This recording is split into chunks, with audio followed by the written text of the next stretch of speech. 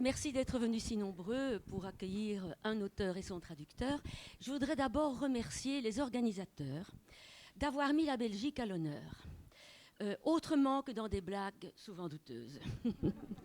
J'espère qu'en sortant d'ici, vous aurez une autre opinion du petit Belge, puisque vous aurez vu deux grands Belges déjà hier, Jean-Philippe Toussaint, grand dans tous les sens du terme, Alain aussi, Tom un peu plus petit mais néanmoins grand sur une autre échelle. Voilà. Alors, donc, un immense merci de mettre la petite Belgique à l'honneur. Et je suis très émue d'avoir à vous présenter ici deux personnages fabuleux. Un immense traducteur, comme l'a dit hier Claire Darfeuille, et un immense auteur qu'on a appelé longtemps l'enfant terrible des lettres belges, des lettres flamandes, pardon, belge aussi, quel lapsus, et puis depuis lors devenu un auteur classique. Alors, cette séance sera un peu particulière. Je suis le monsieur loyal du début, ou la madame loyale du début. Je ne vais pas beaucoup intervenir parce que leur numéro est au point. Ça sera un two-man show. Mais je vais simplement présenter Alain. Alain qui est un grand ami, en plus d'être un grand traducteur. Et si on devait mettre une étiquette sur le front d'Alain qui le caractérise et qui vous fait comprendre tout de suite qui il est, ce serait humour et jeu. Voilà, un double mot. Je vais y venir.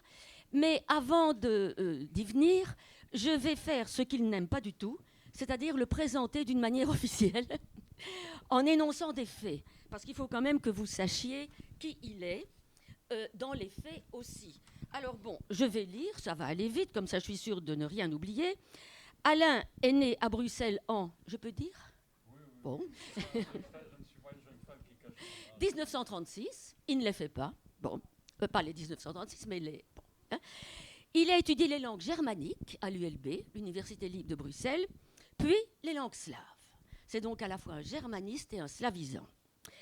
Il a entrepris une thèse de doctorat consacrée à Witkiewicz, appelé aussi Witkassi, sous la direction de Claude Backfist. Alors, en fait, cette thèse, déjà marque bien, comment dirais-je, est très... Le choix de cette thèse te caractérise bien parce que tu es allé en Pologne pour approfondir le polonais. Et une façon d'approfondir le polonais, ça a été de traduire Witkassi. Donc tu as à la fois approfondi le polonais et mieux connu ton auteur en le traduisant. Et pourquoi Witkassi ? Parce que à ce moment-là, tu es arrivé en Pologne, tu as dit, moi je voudrais qu'on me conseille un texte dont le style est grotesque, parce que j'aime le grotesque. Et c'est comme ça, déjà à ce moment-là, tu as annoncé la couleur, tu as choisi un auteur caractérisé entre autres par le grotesque. Puis tu vas devenir professeur de littérature comparée et de lettres slaves que tu enseigneras durant de nombreuses générations, 49 ans je crois, à l'ULB. Tu es maintenant professeur émérite. Oui, d'accord. Vous avez compris, humour. Okay. En 69, tu commences ta carrière dans la traduction. Tu as traduit, alors, tenez-vous bien, Witkassi, donc Witkiewicz, Hugo Claus, notre grand auteur belge, et flamand, et de nombreux autres auteurs polonais, néerlandais, russes, tchèques et anglais. Par exemple, Różewicz, pardon pour la prononciation, Sławomir Mrożek, Marek Pankowski, Stanisław Grochowiak, Tom Lanois, Joost Zwagerman, Alexandre Zinoviev, Karel Čapek, Robert Nye, Luc Sante, John Title, etc., etc. Et puis, sur le tard, je crois en 70, la Belgique est d'honneur, donc je dis 70, tu es passé à l'écriture personnelle. Tu as ouvert la danse avec des pièces de théâtre, dont Diable, inspiré de Maître et Marguerite de Bulgakov. Puis, tu t'essayes pour la première fois au roman avec Des fleuves impassibles, traduits en polonais et en néerlandais. D'autres romans et recueils ont suivi, Spasibo, vous voyez les jeux de mots, Personne déplacée, Korsakov, Prix Rossel des jeunes. Prix Rossel, chez nous, c'est un peu notre petit Goncourt. Voilà.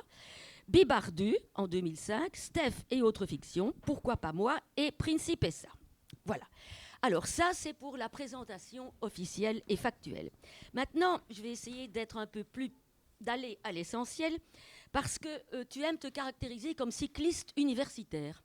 En effet, tu allais à l'université à vélo. Nous avons là un grand sportif, un basketteur et un cycliste, n'est-ce pas? Voilà. C'est en tombant de vélo que je me suis fait ce que j'ai en ce moment-ci et pourquoi j'ai une canne là-bas. Voilà. Alors, tu n'aimes pas du tout être pris au sérieux. Je n'ai jamais vu Alain sérieux, n'est-ce pas? À ce point que quand il est sérieux, je dis, il doit être malade. Hein? Voilà. Alors, tu dis toi-même que tu as toujours traduit des auteurs qui aiment batifoler avec la langue. Hein? C'est le cas de Tom Lanois. Quelques phrases qui te caractérisent aussi. Tu as dit « La vie est une maladie mortelle. On se suicide ou on en rigole. » Toi, Dieu merci, tu as décidé d'en rigoler. Ou tu as dit aussi « Je suis un rationaliste qui aime jouer avec l'irrationnel. » Voilà. Tu as dit aussi « On n'est jamais sûr de son identité, etc. etc. » Et enfin, et je vais terminer là-dessus et vous laisser la parole, mais quand même c'est important, tu as écrit un article dans Bon à tirer, qui est une revue online belge, je vous conseille d'aller la voir, BAT, Bon à tirer, où Jean-Philippe Toussaint aussi est publié, etc., beaucoup d'auteurs belges et de traducteurs. Et là, tu as écrit un article intitulé « Je est un autre, est-ce vrai pour le traducteur littéraire ?» Magnifique, allez lire l'article. Et tu appliques les théories de Winnicott, du jeu, comme moteur de formation du self à la création. Donc chez toi, il y a un étroit rapport entre le jeu et la créativité, et tu as bien raison. Trop de profs, d'enseignants actuellement ont oublié que pour enseigner, il faut faire jouer aussi, hein, le côté ludique de l'enseignement.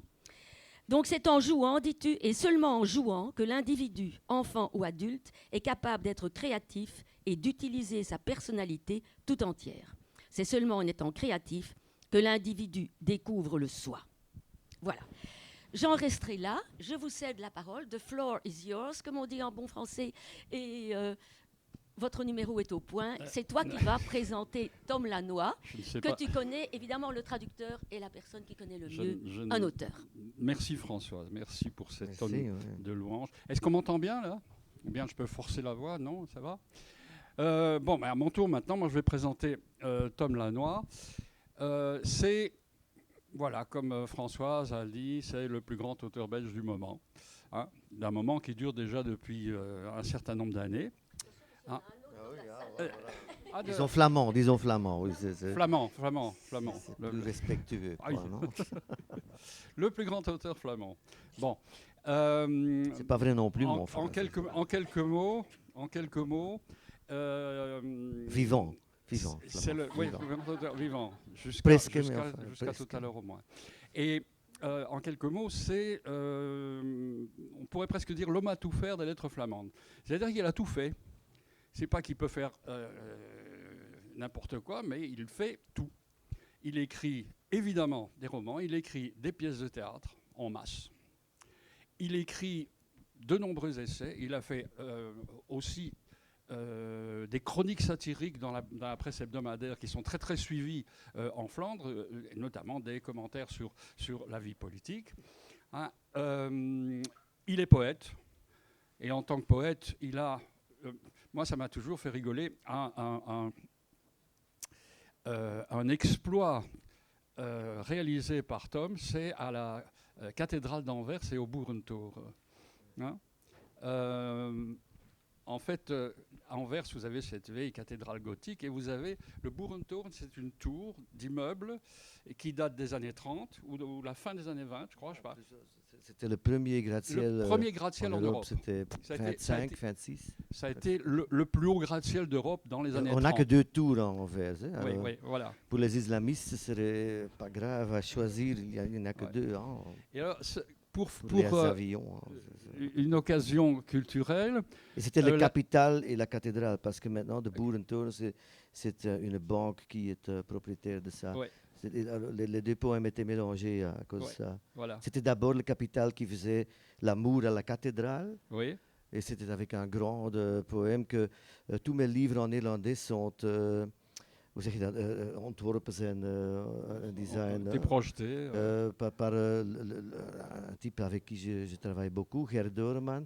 Et c'est lui qui disait on ne peut pas prendre la poème dans son entièreté, on ne prend que la première... Donc il faut dire que c'est des énormes banderoles de 100 mètres de haut, ou presque, qui descendaient le long de la tour de la cathédrale. Twee voetbalvelden eigenlijk. La longueur de 2 terrains de football. Ja. Voilà, pour une poésie, pour 2 poèmes.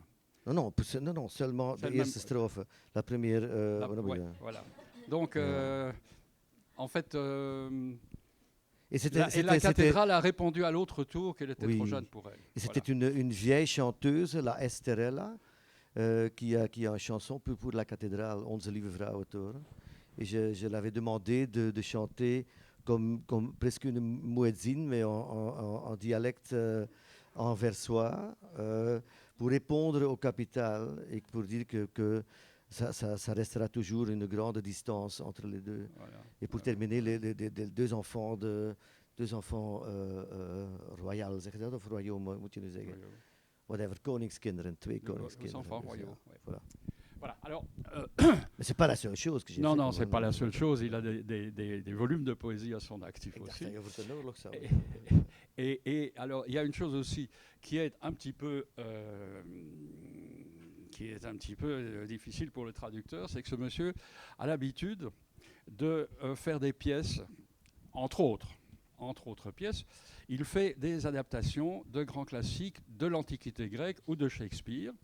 Et comme ces gens écrivaient en vers, lui, il écrit en vers aussi. Voyez.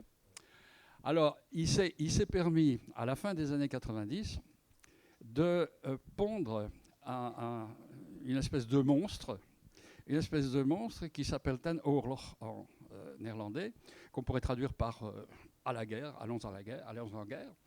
Et c'est une adaptation moderne de toutes les pièces, de toutes les tragédies historiques de Shakespeare, résumées, si on peut dire, en 6 pièces.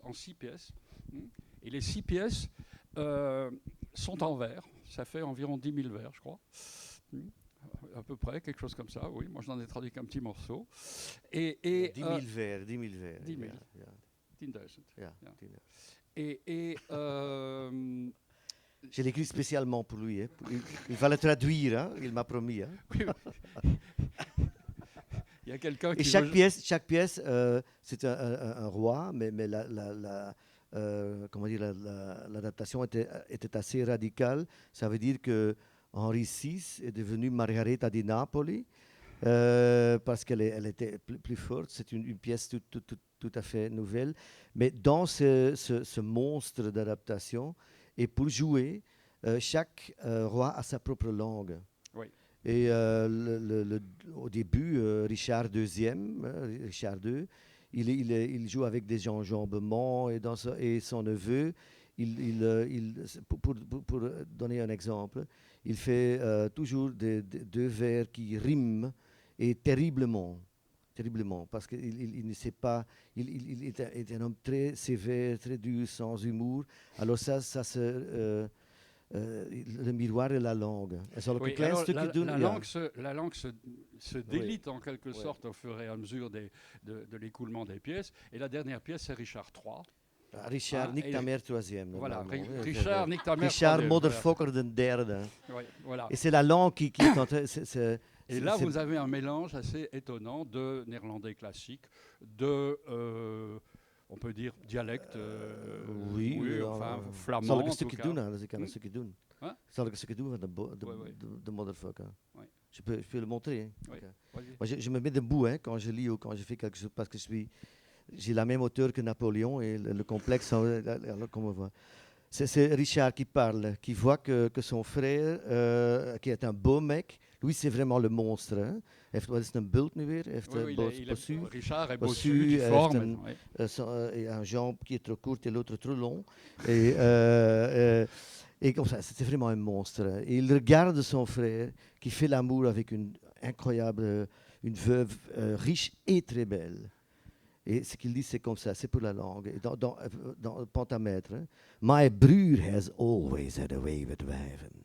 Now that he's got the fucking power too, he puts his prick in every goddamn pussy. Ach so, there is no kingdom for Richard. Oh sure, this fucking bochel gets no power. Sweet love heeft mij reeds in de modder schoot, verstoken en verstoten van haar wetten door Mother Nature om te kopen en mijn ene poot te doen verdorren als een tak, een reuze zwam te kweken on my back, een bult, een rammelkast, een knotwillig. Mijn ene been is langer dan mijn ander. I have no body part of this misformed, which, bitch, would ever love a man like me.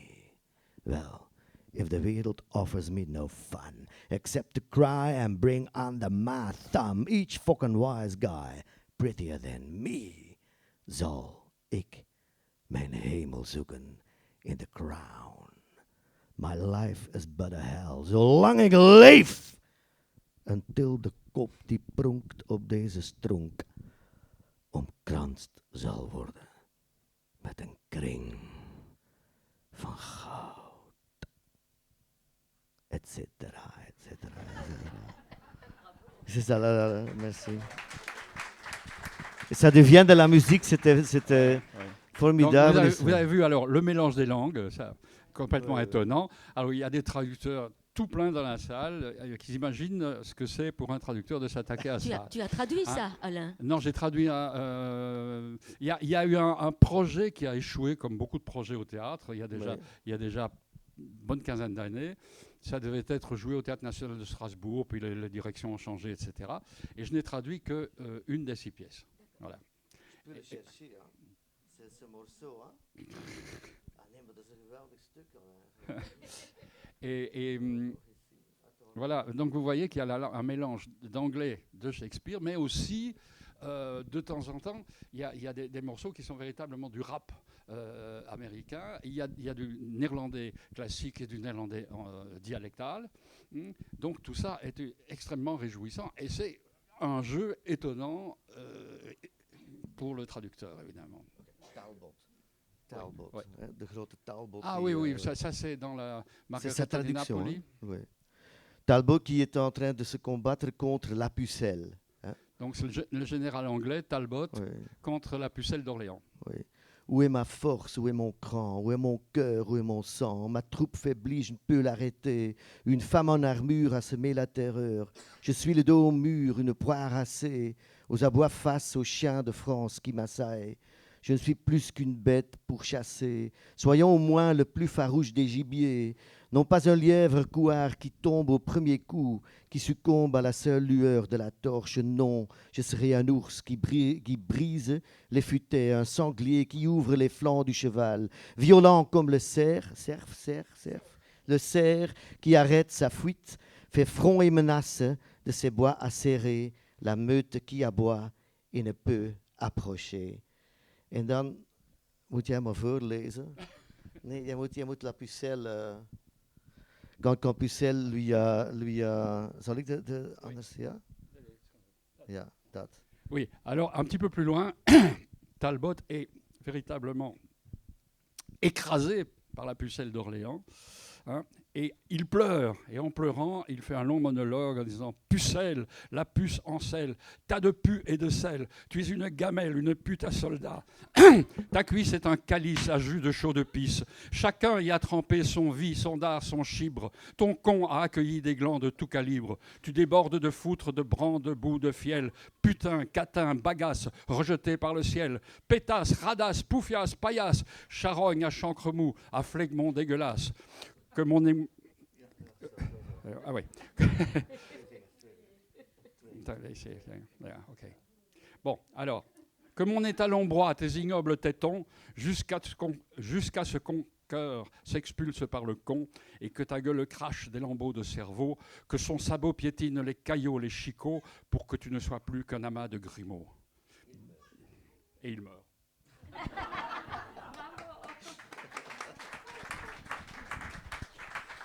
Ici, et ça a pris en 12 heures, hein, en fait. Ça dure 12 heures, vraiment. Tom, si je peux poser une petite question. Là, c'est une traduction, je vais dire presque littérale, c'est-à-dire les mêmes mots, ou tu as recréé en t'en éloignant pour faire le même effet? Non, ça ne peut pas être littéral. C'est une adaptation. Et on essaye, évidemment, comme toujours, d'être le plus proche de l'esprit du texte. Et quand, évidemment, j'emploie des tas de mots obscènes, c'est parce que ce monsieur a utilisé des mots obscènes dans son original. Mais c'est plus bon en français, quand même. Ouais, c'est toujours plus bon en français. Non, finalement. Ah oui, mais je dis toujours ça, hein, cette blague. C'était si merveilleux qu'on va retraduire ça en néerlandais. C'est si génial, toujours. Ouais. Enfin, j'espère encore que c'est fait en allemand. Et ça joue maintenant à Freiburg, dans une autre mise en scène. Et j'espère vraiment un jour que bien que c'est déjà 20 ans, ouais. Non, 19 ans, la première était ça date de 97. Ça a été créé en 97. Ouais. Alors, c'était extraordinaire comme entreprise parce que 6 pièces de théâtre. En fait, si je me souviens bien, ça se jouait toutes les semaines. Et la semaine, vous aviez les 2 premières pièces, deux premières pièces le mardi, la deuxième partie le mercredi, la troisième partie le jeudi, et le samedi, il y avait marathon, c'est-à-dire les 6 pièces l'une après l'autre. Et je dois dire, c'était le grand metteur en scène Luc Perceval, qui travaille beaucoup en Allemagne pour le moment, qui m'a demandé de faire ça. Et tout le monde pensait que le marathon, ce serait plutôt, disons, une sorte de épreuve de endurance et tout ça. Mais c'était vraiment la seule représentation qui était la représentation. Ça me manquait de ne voir que des 6 pièces. C'était mais de 12h à 12h. C'est on entre dans, moi j'estime, vraiment le cœur du théâtre. Et c'est un acte rituel qu'on commet avec beaucoup d'autres gens ensemble. Et on a presque oublié la force du rituel. Parce que j'ai rien contre l'entertainment, c'est très bien, mais c'est autre chose. C'est vraiment autre chose. Et d'entrer pour moi aussi, c'est l'origine de la littérature dans nos régions. L'origine, c'est le théâtre grec, où au moment même la poésie, la tragédie, la philosophie, la démocratie sont nées. Ce n'est pas une coïncidence. Dans une pièce de théâtre, je pense, il y a toujours, prenons Antigone, il y a 2 positions possibles avec lesquelles on peut waarmee je kunt vergelijken, waarmee je kunt instemmen, se comparer. Et pour moi, la force du théâtre, c'est que quand l'un parle, on doit penser, oui, il a raison, elle a raison. Et quand l'autre parle, alors verscheurdheid, dat zeg je, hè? Déchirement, c'est ça? Oui, déchirement entre le déchirement, c'est ça vraiment pour moi. C'est la même chose que dans la philosophie. On a thèse, antithèse et la synthèse. Sur la scène, c'est le rituel. La dialectique. Oui, voilà. Mais alors, on peut écrire des blagues, on peut écrire des obscénités, mais à la fin, pour moi, c'est la comédie, la tragicomédie humaine qui est sur scène. Ça, c'est le théâtre pour moi. Et pour comprendre, je pense, le reste de ce que j'ai fait, le théâtre, c'est... Oui, d'ailleurs, tout à fait récemment, tu as publié un article où tu expliques que le théâtre est vraiment à la base de tout ce que tu as fait. Hein. Et à la base de ça, ik probeer nu een bruggetje te maken naar Sprakeloos. Oui. À la base de tout ça, et aussi la langue. Alors là, il y a ce bouquin fantastique traduit en français il y a quelques années et qui est La langue de ma mère. Alors, La langue de ma mère, c'est un roman qui, comme le titre le dit, est en grande partie biographique et autobiographique, puisqu'il s'agit de la mère de Tom Lanois, qui a un accident vasculaire cérébral au début du roman Et puis tout tourne autour de ça, tout tourne autour de cette mère qui symbolise pour lui la langue. C'est elle qui lui a appris sa langue. C'est pour ça qu'il dit à un certain moment, je crois dans le texte, c'est pas pour rien qu'on dit langue maternelle et on dit la patrie qui vient du père. Hein, mais la langue, c'est maternelle. C'est vrai pour tout le monde, mais évidemment, ma mère était aussi, à part qu'elle était la femme d'un boulanger, d'un boucher. Ja, ik moet die uitkrijgen. Elle était actrice amateur. Et pour moi, je pense que tout le monde dans sa propre vie a des scènes mythologiques. Enfin, j'espère pour vous. Moi, j'en ai. Et la scène mythologique pour moi, il y en a deux que je vais raconter. La première, c'est que c'est ma mère qui m'a appris à lire le théâtre, un art qui a presque totalement disparu. Il n'y a pas demandé à tout le monde qui est le plus grand auteur du monde. La plupart des gens, sauf les Chinois, diront c'est Shakespeare. Alors la deuxième question est combien de pièces de théâtre avez-vous lu de ce grand homme? Parce que personne lit des pièces de théâtre. Pour moi, c'est plus normal de lire une pièce de théâtre que d'aller au foot. C'est ma mère qui était en train de repasser. Et moi, j'étais à l'autre côté de la table avec la brochure de Arthur Miller, de Thornton Wilde, de Shakespeare de temps en temps, ou des comédies terribles, évidemment. Bouilling était un de ces pièces aussi que je me rappelle très bien.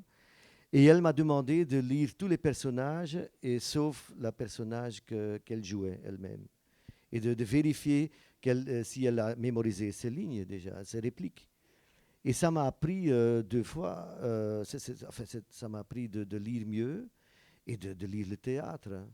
Deuxièmement, et c'est aussi une cause, un exemple de théâtre dans la vie, jusqu'à ce que j'avais 15, 17 ans, je croyais que c'était très normal qu'une mère, pour garder la discipline dans la famille, on était 15, 3 frères aînés, une sœur aînée, qu'elle faisait semblant d'avoir des crises cardiaques. Hein? Et elle le faisait très bien. Elle faisait très bien. Personne n'osait dire enfin maman, c'est trop exagéré maintenant, parce que chaque fois c'était un peu plus mégalomane, évidemment. Parce que c'était si bien fait que peut-être c'était vrai. C'était vrai. Et alors c'était une sorte de diva, une petite femme, mais très forte, qui ne voyait pas tout à fait clair la différence entre la scène, disons, et le tapis plein du living. Hein.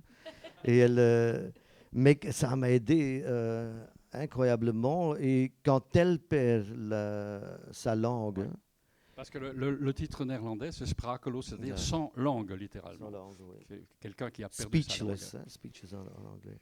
Et quand elle a perdu sa langue, c'est déjà terrible pour tout le monde. Hein. Mais pour moi, personnellement, comme étant écrivain, c'est vraiment ma raison d'être qui est en train de disparaître lentement encore, parce que d'abord elle parle dans... Elle a, après cet accident cérébral, elle a des difficultés de parole et elle parle une espèce de jargon que personne ne comprend. Hein, avant de perdre plus tard, au bout d'un an ou deux, totalement la parole. Oui. Et les silences étaient encore plus affreux que ce dialecte diabolique. On a beaucoup de... Maar peut-être on peut lire en alternance alors. Voilà. Dan. Wacht, moet ik even kijken ook. On va lire le prologue. J'aime écrire des prologues pour des romans parce que j'espère alors que quand quelqu'un a lu ça, parce que je suis fils d'un boucher, les livres ça se vend, alors que quand quelqu'un a lu le prologue, il ne doit pas être trop long, qu'il se décide et qu'il achète ce livre. Enfin, hein. C'est encore une chose que j'ai appris de ma mère. Ja, kunnen we beginnen? Voilà. We zijn klaar, hè? Okay. On va lire en alternance, c'est ça le numéro qui est à point. Hein? Ça, hein? En dit is het relaas van een beroerte, vernietigend als een inwendige blikseminslag, en van de tergende aftakeling die zich daarna 2 jaar lang voltrok aan een 5voudig moederdier en een amateuractrice eerste klas.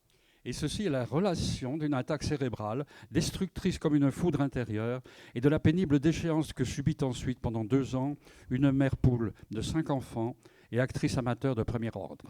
Ze had haar bestaan altijd ten dienste gesteld van het gesproken woord, van werklust en gezonde kost voor heel de familie, van profijtelijk genieten en betaalbare hygiëne van kop tot teen. Elle avait mis toute son existence au service de la parole prononcée, de l'ardeur au travail et de la nourriture saine pour toute sa famille, du plaisir profitable et de l'hygiène à prix abordable en toutes circonstances. En toch werd uitgerekend zij, door het leven dat ze altijd had geëerd, met bescheiden middelen en tomeloze ambitie, met trotse koppigheid en koppige trots, toch werd uitgerekend zij, beloond met kwade dank en botte vreedheid. Et pourtant, il a fallu qu'elle, entre toutes, soit ainsi cruellement, ainsi atrocement payée de retour par la vie, cette vie qu'elle avait toujours honorée avec des moyens modestes et une ambition sans borne, avec entêtement fier et fierté têtue. Elle a d'abord perdu la parole, ensuite la dignité, ensuite le battement de son cœur. Ze verloor eerst haar spraak, dan haar waardigheid, dan haar harteklop. En wie haar kende had altijd verwacht dat het anders zou gaan. Qui la connaissait aurait toujours pensé que les choses se passeraient autrement. Dat haar hart, hoe broos en krakkemikkig ze het altijd zelf ook noemde, geen 2 jaar zou wachten. Que son cœur si fragile et délabré, comme elle le disait elle-même, n'attendrait pas 2 ans. Het zou met kloppen stoppen, zodra die mond van haar niet meer kon spreken, kon kijven, prijzen, proeven, monkelen en declameren. En dan laat ik het discussiëren nog achterwege en het zuinige trekken aan haar met de jaren steeds lichtere filtersigaretten. En ook ga ik voorbij aan het misprijzende samenknijpen van haar dunne lippen als iets haar niet beviel. Ik maak zelfs geen gewag van het schampere optrekken van haar ene mondhoek en de tegenovergestelde wenkbrauw als ze te kennen wilde geven dat niemand haar iets moest komen wijsmaken aangaande haar stil, haar opvoedingsmethoden, haar kookboeken, haar visie op treffelijk theater of op de rest van het menselijk bestaan. Que son cœur s'arrêterait de battre aussitôt que sa bouche ne pourrait plus parler, plus prononcer des invectives ou des éloges, plus goûter, sourire ou déclamer. Et encore, je ne parle pas de sa façon de discutailler, de tirer parcimonieusement sur sa cigarette filtre de plus en plus légère avec les années. Et je ne mentionne pas le méprisant pincement des lèvres quand quelque chose lui déplaisait, sans parler de la manière dédaigneuse dont elle relevait un coin de la bouche en haussant le sourcil opposé lorsqu'elle voulait signifier qu'elle n'avait de leçons à recevoir de personne concernant son métier, ses méthodes éducatives, ses livres de cuisine, sa conception d'un théâtre efficace et sa vision du reste de l'humanité. En ik waarschuw u graag, lezer. Et j'aimerais vous avertir, lecteur. Indien u niet houdt van geschriften die grotendeels berusten op waarheid en de ontbrekende delen er gewoon bij fantaseren. Si vous n'aimez pas les écrits qui reposent en grande partie sur la vérité et qui vous laissent imaginer les parties manquantes. Indien u afknapt op een roman die volgens velen geen roman zal mogen heten, omdat hij een deugdelijke kop mankeert, een schone krulstaart en een ordentelijk middenstuk, laat staan dat hij bij wijze van darmstelsel een fatsoenlijk samenhangend verhaal bevat. Si vous êtes déçu par les romans qui, de l'avis de beaucoup, ne sont pas des romans parce qu'il leur manque une tête convenable, une belle queue en panache et un tronc adéquat, et qu'ils n'ont pas en guise de viscère un récit proprement cohérent, et si vous êtes indisposé par les textes qui sont à la fois une lamentation, un hommage et un juron grinçant, car ils parlent de la vie même, mais précisément en même temps, mais présente en même temps un seul personnage, un parent chéri par l'auteur. Oké, even wachten. En indien u onwel wordt van teksten die tegelijkertijd een klaagzang zijn, een eerbewijs, een krakende vloek, omdat ze handelen over het leven zelf. En tegelijk slechts één dierbare verwant van de auteur opvoeren. Indien dat alles waar is, dan is voor u nu al het moment aangebroken om dit boek te sluiten. Alors, le moment est déjà venu pour vous de fermer ce livre. Leg het terug op de stapel in de winkel waar u staat. Reposez-le sur la pile dans la librairie où vous vous trouvez. Schuif het terug tussen de andere boeken in het rek van uw club, uw tehuis, uw openbare bibliotheek, de salon van uw vrienden, het pand dat u bent binnengedrongen. Remettez-le entre les autres ouvrages, sur l'étagère de votre club, de votre maison de retraite, de votre bibliothèque publique, du salon de vos amis ou de la maison que vous êtes venu cambrioler. Koop iets anders.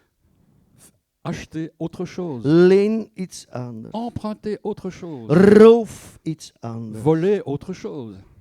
En mis het verhaal van mijn moeder. Et passez-vous de l'histoire de ma mère.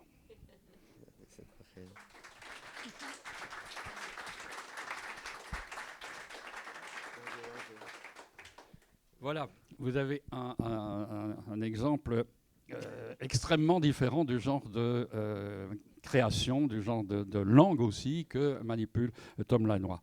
Nous allons encore faire quelques lectures d'extraits. Je n'ai pas beaucoup parlé de son œuvre en général, j'ai parlé que de la langue de ma mère et de cette entreprise shakespearienne, mais il y a énormément d'autres pièces de théâtre, par exemple, qui sont nées de sa plume, et notamment, il faut savoir que pendant plusieurs années, il a été en vedette au Festival d'Avignon. Les pièces de lui ont été jouées dans le Festival In à plusieurs reprises. Mephisto Forever, Atropa, La vengeance de la paix. Et en dernier lieu, il y a 2 ou 3 ans, dans la cour d'honneur du festival, cela terminait le festival, c'est une pièce qui s'appelle Sang et rose. Et c'est l'histoire de Jeanne et Gilles, de Jeanne d'Arc et Gilles de Rais. Alors, à côté de ça, il y a des masses de romans. Il y a La langue de ma mère, mais ça avait commencé longtemps avant, par ces écrits, je dirais, biographiques avaient commencé longtemps avant, par son premier recueil de nouvelles qui s'appelle Un fils de boucher avec des petites lunettes. Lui. Il y a eu plus tard Les boîtes en carton, également traduites en français, et qui est également biographique.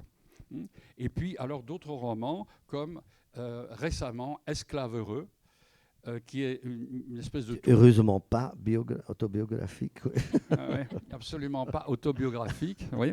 Et puis, il y en a un autre qui n'est absolument pas autobiographique non plus. C'est Troisième noce. C'est Troisième noce, parce que Troisième noce est un livre qui présente un personnage central qui est un homosexuel vieillissant et malade et qui a besoin d'argent et qui épouse une jeune africaine. Et Tom précise toujours, il est vieux et moche, c'est pas moi.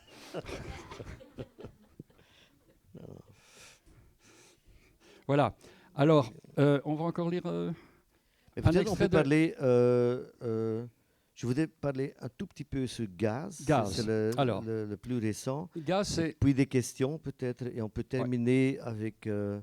voilà, Gaz, c'est un ouvrage très récent, une pièce de théâtre, hein, qui porte comme sous-titre « Plaidoyer d'une mère damnée » et qui est affreusement actuel, à la mesure où la mère damnée en question est la mère d'un adolescent qui s'est laissé convaincre par la propagande islamiste.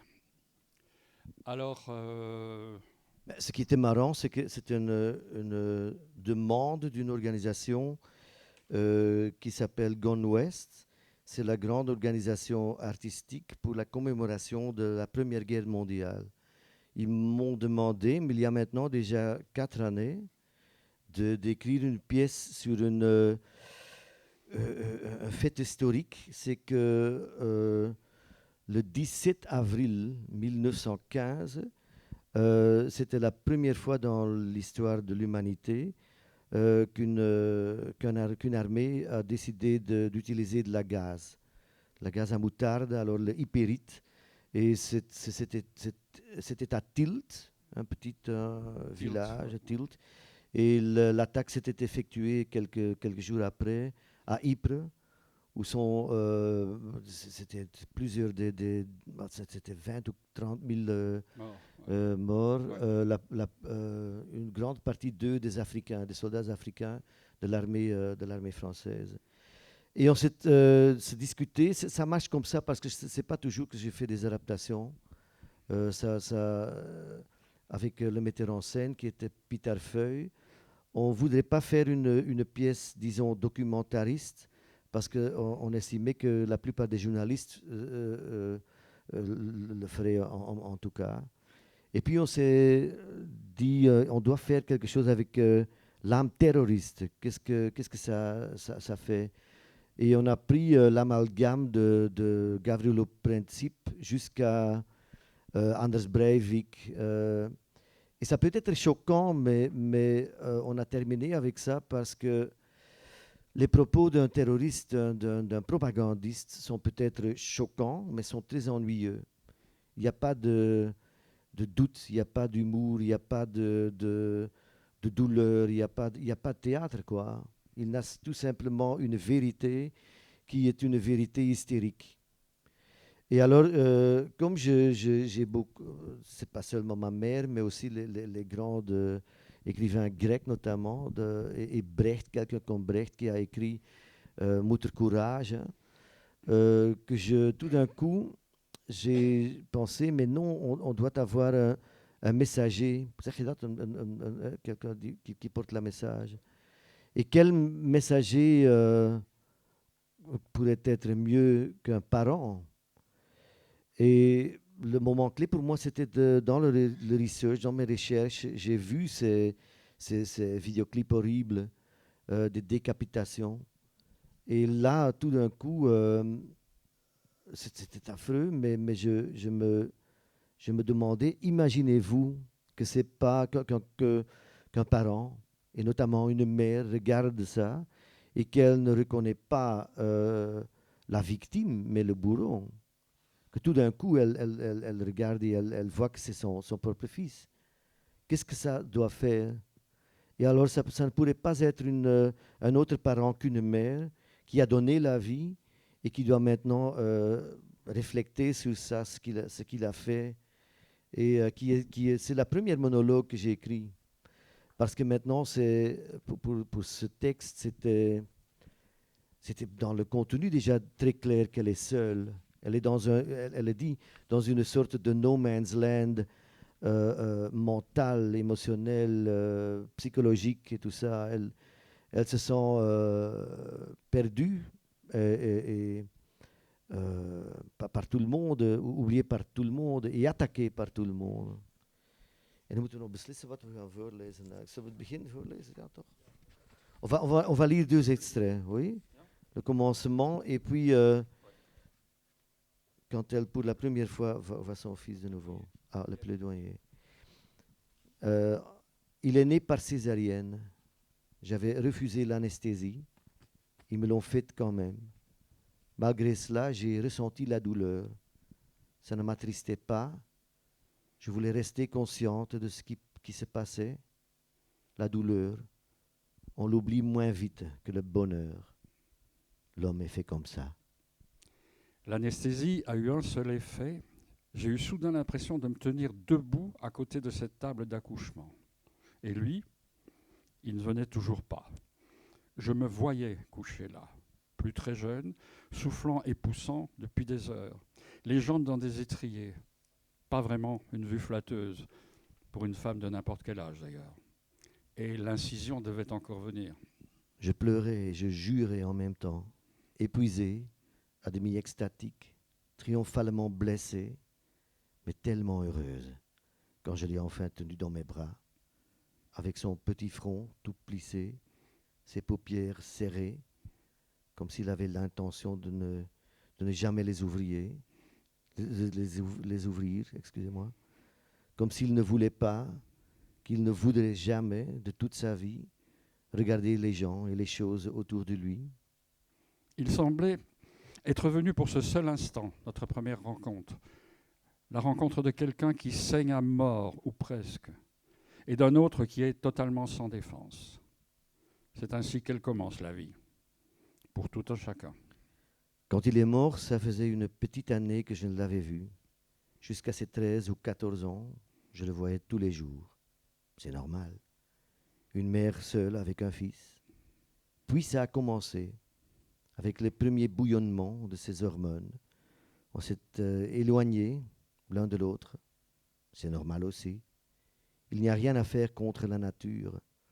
D'un jour à l'autre, la salle de bain est devenue zone interdite pour moi, parce que monsieur devait se doucher. Il s'est mis à prendre des tas de douches, de sa propre initiative quand même. Dans ce cas-là, une mère sait de quoi il retourne. Ses joues. Elle rougissait très vite et très souvent, de honte, d'indignation. Les jeunes sont si vite blessés, même s'ils jouent les durs. Élever la voix, ça aussi, ça fait partie du rituel d'adieu des années de puberté. Claquer les portes, faire la gueule au petit déjeuner. Et puis le soir, être de nouveau joyeux ou mélancolique ou affectueux. S'ils avaient également des bouffées de chaleur, on jurerait que les ados sont des femmes en ménopause. Parfois, ses joues étaient rouges d'avoir gâté son acné. « N'y touche pas, mon chéri, ça sera encore pire. » On a de bonnes intentions, mais aucun bâton ne frappe plus fort que les bons conseils d'une mère. Et j'en avais tant à lui donner des conseils. Mange un peu moins de chocolat, c'est mauvais pour ton foie et pour ton sang. Et ferme ce pot, c'est de la mayonnaise qui te donne des boutons. Si tu continues comme ça, je vais devoir acheter un tube familial de Clérasil chez le pharmacien. Ou alors j'en achète deux tout de suite. Même quand il est clair comme le jour que c'est une taquinerie dans votre bouche, ça sonne comme une vexation. Et ainsi, petit à petit, réplique après réplique, se dissout le second cordon ombilical, l'invisible. Et nous, les mères, nous sommes gommés, une ligne par-ci, une ligne par-là, jusqu'à être complètement effacés par le monde extérieur et ses tentations. Deuxième extrait. 59.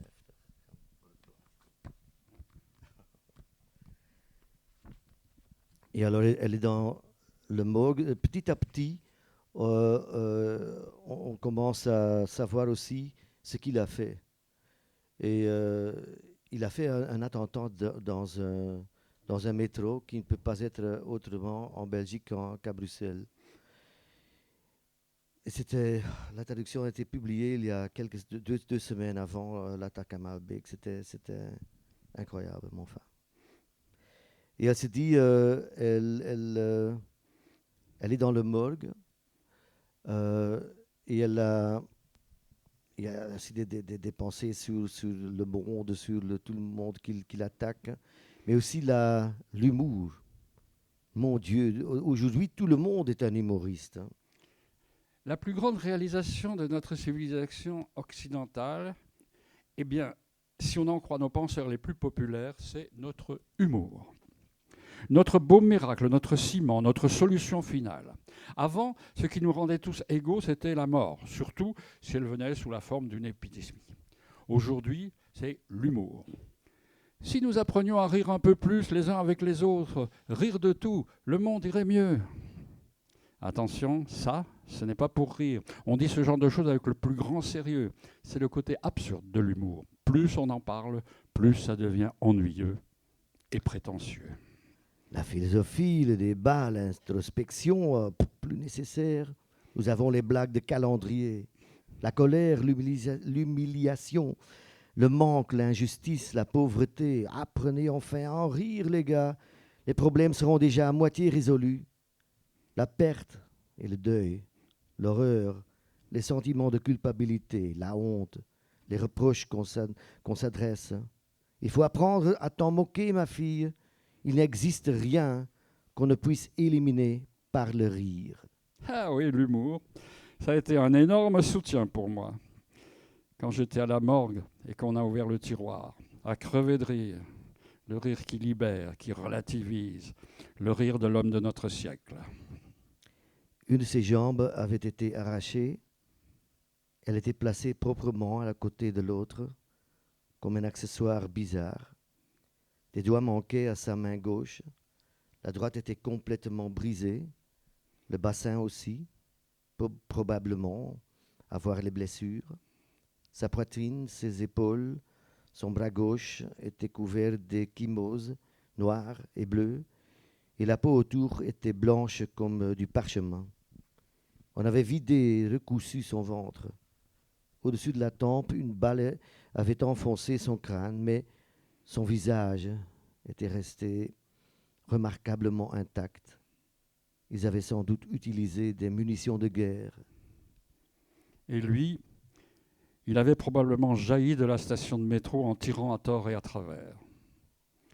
La fin de Butch Cassidy and the Sundance Kid, mais avec un seul personnage. C'était mon film favori. On l'avait vu des dizaines de fois ensemble. Mais ses films favoris à lui, je n'ai jamais pu les regarder. Ça canardait du début à la fin. Les effets du gaz asphyxiant sont atroces, surtout s'il est lâché dans un espace fermé, par exemple une rame de métro. Il n'y a pas d'odeur, pas de goût.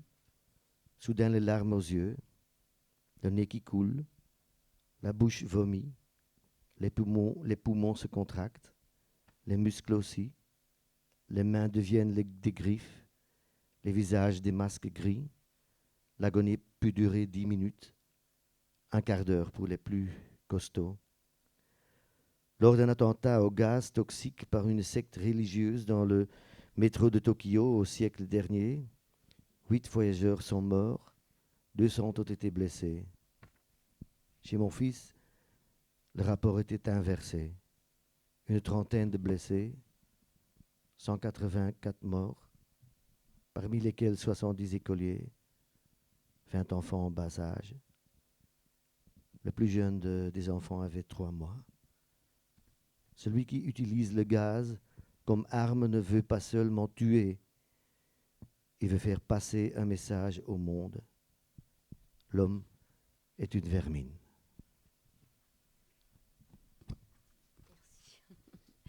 Voilà, on passe vraiment du rire aux pleurs avec vous deux. Et pour terminer, je voudrais je crois que nous avons ici un couple paradigmatique, exemplaire, auteur-traducteur. Pour moi, ce qui est très important... Paradigmatique, c'est quelle nationalité? Peu importe, tic-tic. Belge.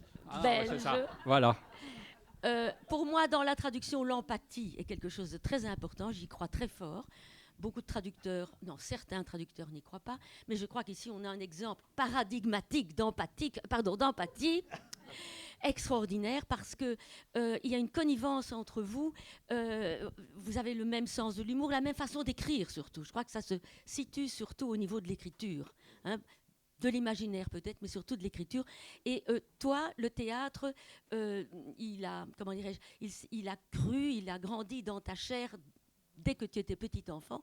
Et toi, pour qui le théâtre est aussi excessivement important, tu es vraiment un homme de théâtre, d'ailleurs tu as joué toi-même aussi, comment en es-tu venu au théâtre? Est-ce que ça date aussi de ton enfance? Ou bien, comment y es-tu venu de façon extrêmement classique, par les matinées classiques à l'école, quoi, voilà. dans l'enseignement secondaire. Pas seulement classique, hein, le théâtre moderne. À 14-15 ans, je découvrais, par exemple, le théâtre anglais, Oscar Wilde. Pour moi, c'était une révélation des gens dans ce genre-là. Mm-hmm.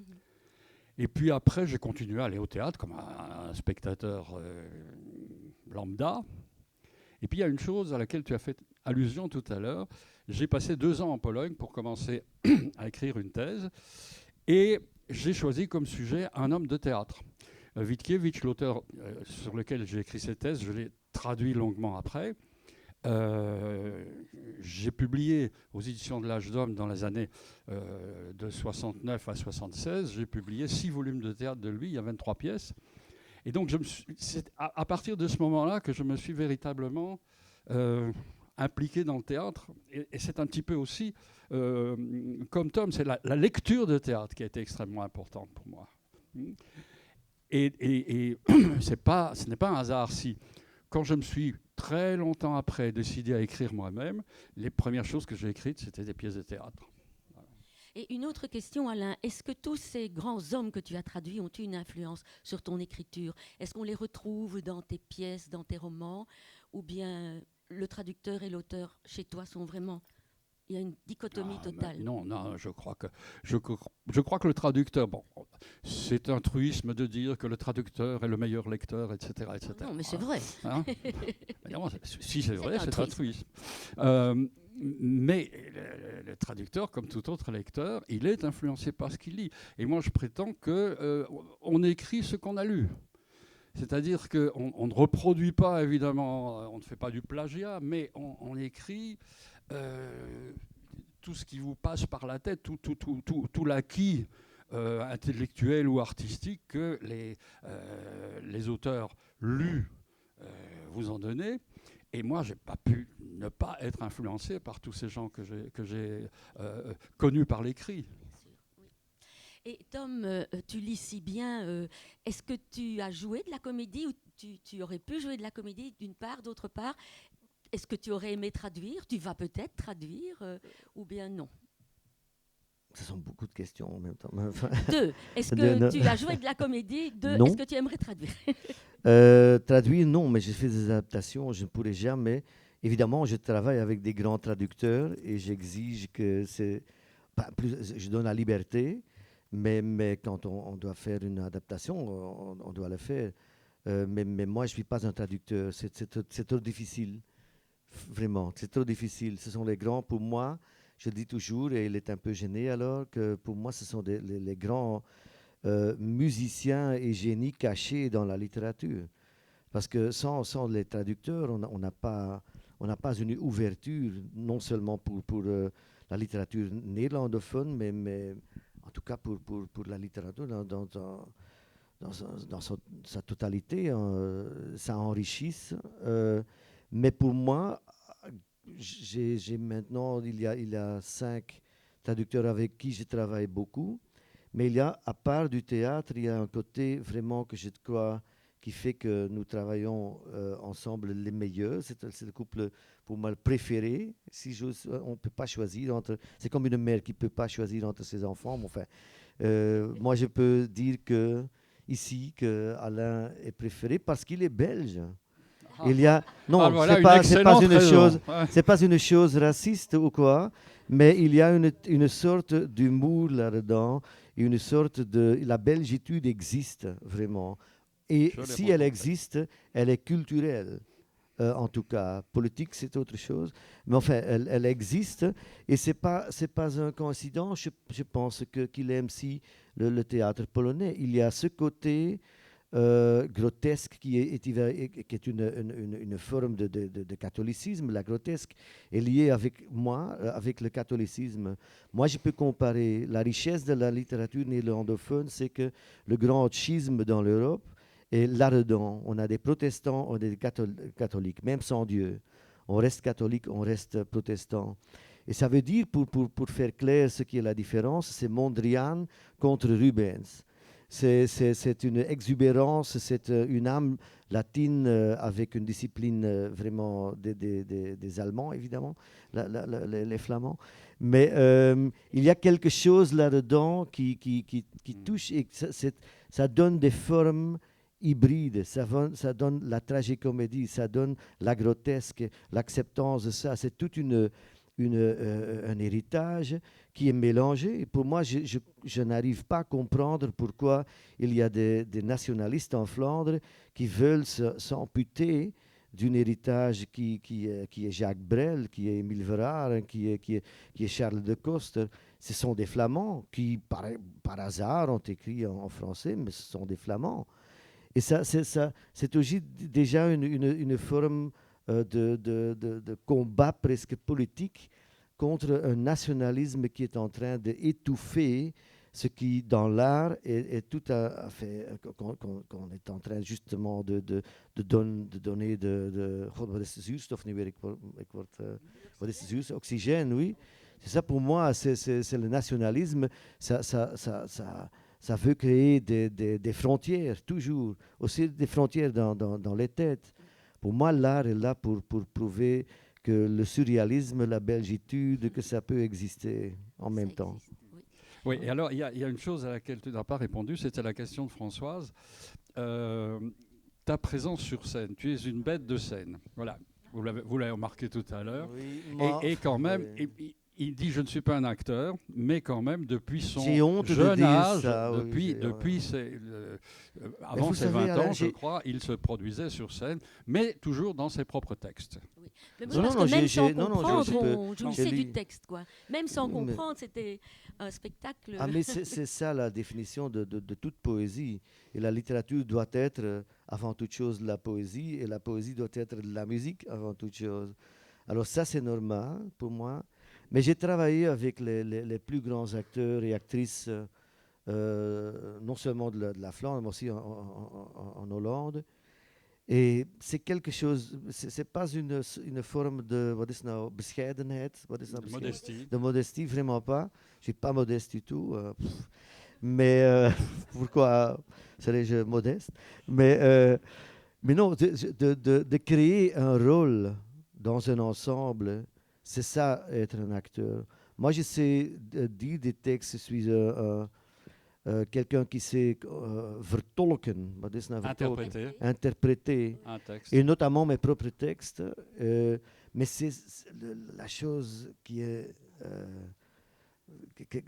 une magie formidable, c'est prenez Jan de Cler qui a joué de Motherfucker, Richard Motherfucker. Jan de Cler qui est notre plus grand acteur, je crois, en Flandre. Quand il dit ces textes, ça devient, même si la partiture est la même, ça devient quelque chose d'autre. Déjà quand il lit. Mais quand il le joue sur la scène, ça, je ne peux pas faire. J'ai été si longtemps seul sur la scène que je me demande toujours qui sont les autres gens ici.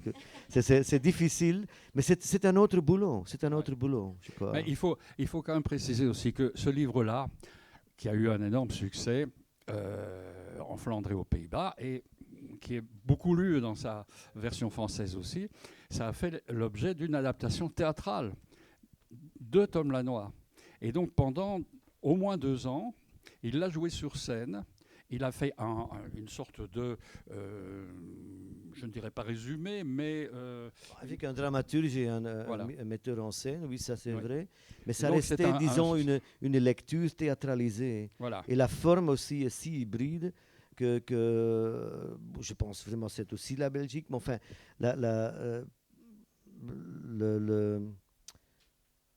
je l'ai joué aussi et c'était pour moi, c'était une semaine en or. C'était de pouvoir jouer la pièce au Théâtre National de Bruxelles en 2 langues, sous-titrée dans l'autre langue. Alors, moitié-moitié néerlandais et français. Et c'était... les Bruxellois étaient là pour s'amuser avec ce ballet des langues. Ce qu'on a fait un petit peu aussi. Lire en alternance. J'aime ça beaucoup parce que... mais il y avait des adaptations mais maintenant, c'est un long métrage qui va... en mars sera la première d'un film. C'est encore quelque chose tout à fait autre. Hein. En tout cas, c'est un livre magnifique. C'est un livre magnifique. Achetez-le, volez-le, empruntez-le, mais lisez-le. Hein. Voilà. Alors, je crois que le moment est venu de vous passer la parole. Est-ce qu'il y a des questions dans la salle au traducteur ou à l'auteur ou au couple magnifique qu'ils forment? Mais vous êtes ensemble à un niveau spirituel. Oui, madame, oui. Non, pardon.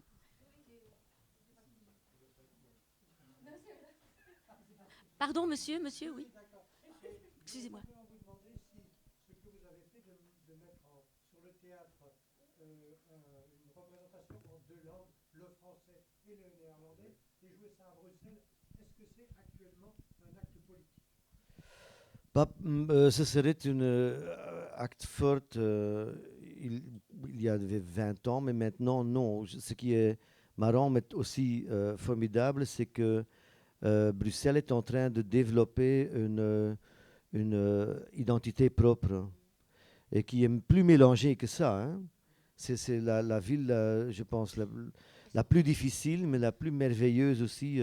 C'est vraiment le cœur de l'Europe et ça veut dire quelque chose. C'est pas seulement la Belgique qui entoure Bruxelles, c'est l'Europe dans son entièreté. Et c'est, je crois, une ville formidable, mais ce n'est plus une une forme de... Il y a quelque chose de marrant, mais on ne va pas parler de la politique belge parce que ça durera trop longtemps. Non. Mais pour le moment, les nationalistes sont dans le gouvernement fédéral, non seulement ça, ils sont les plus forts. Et tout d'un coup, ils ne veulent pas combattre la Belgique, mais le PS. Et la plupart de l'électorat trouve ça normal. On verra si ça marche pendant plus que 4 années. Mais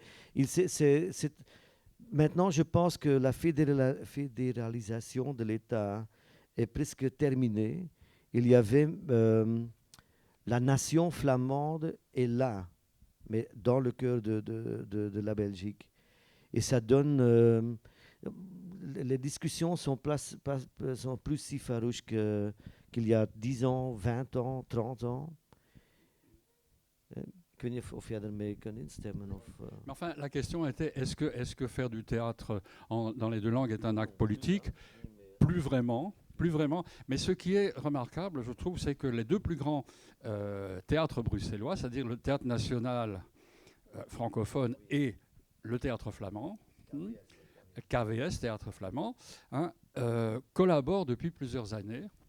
Ils empruntent des parties de répertoire l'un à l'autre. On joue des pièces qui sont produites par les deux théâtres dans une langue ou dans l'autre, et parfois dans les deux. Oui.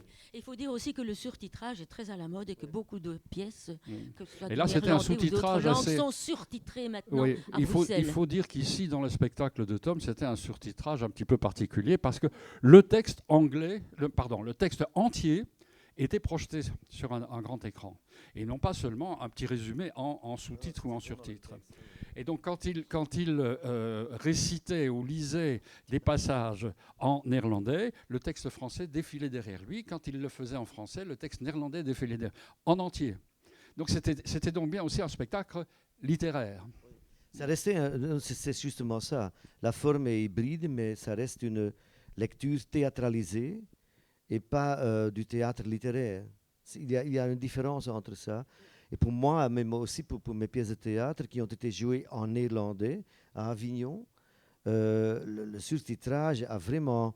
c'est une autre forme de traduction, mais c'était une ouverture incroyable parce qu'en même temps, on peut faire entendre la musique et ma propre musique dans ma langue et en même temps, on peut...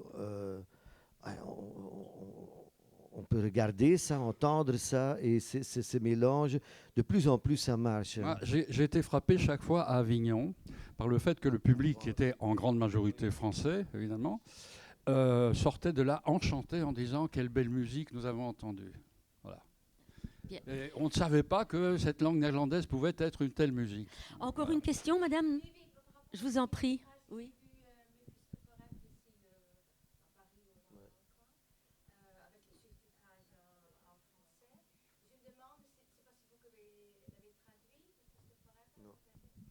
J'ai traduit la pièce, mais les sous-titres n'étaient pas de moi. Oui. Énorme. Là, je peux vous répondre parce que le surtitrage est un métier en soi. C'est une formation. Il est impossible de remettre toutes les répliques de Shakespeare, par exemple, en surtitre. On ne regarderait plus les acteurs. Donc là, c'est généralement tout à fait autre chose. Mais il y a maintenant un type qui s'appelle Eric Borgman, qui a déjà toute une équipe de 6 ou 5 personnes, qui ne fait que ça, et qui prend une traduction et qui fait sa propre adaptation pour cette représentation. Et c'est très spécialisé. C'est vraiment un boulot à soi. Parce que, par exemple, c'est très technique aussi. Il y a comme au cinéma, au surtitrage, vous avez 33 pieds, pas plus, pour mettre un sous-titre. Ici, vous avez, je ne sais plus exactement combien de signes autorisés. Et donc, quand un mot est trop long, dans la traduction, vous cherchez un synonyme plus court, par exemple. Donc, forcément, ça n'est pas là. Vous comprenez qu'il y a un choix à faire. Vous avez 60 signes par petit morceau de surtitre. Il y a un choix à faire. D'abord, qu'est-ce qu'on ne traduit pas? Ça, c'est pénible. Qu'est-ce qu'on ne traduit pas? Et ensuite, comme vient de dire Françoise, comment résume-t-on pour que ça fasse moins de caractère? Alors, vous pensez qu'à ce moment-là, moi, j'estime que le caractère littéraire du texte en souffre nécessairement. Mais il faut bien provoquer la compréhension. Voilà. De toute façon, si le surtitrage vous intéresse, nous organisons chaque année, pendant les vacances de Pâques, au Collège des traducteurs de Senef, un stage de formation au surtitrage d'une semaine sous la direction de Michel Bataillon, qui est évidemment le patron de la maison Antoine Vitesse, et de Pierre-Yves Diès, qui a mis au point un logiciel, parce que ça a besoin d'un logiciel, le surtitrage, qui s'appelle Torticolis d'ailleurs, ce logiciel. Voilà. Et donc, si vous êtes intéressé, vous m'envoyez un mail, et le nombre de places est réservé, est limité, mais enfin voilà. Donc, c'est une formation tout à fait particulière, le surtitrage, et passionnante. Oui. Bien, mais s'il n'y a plus de questions, je crois que nous devons vider les lieux. Je vous remercie de votre attention. Je remercie surtout ce couple magnifique.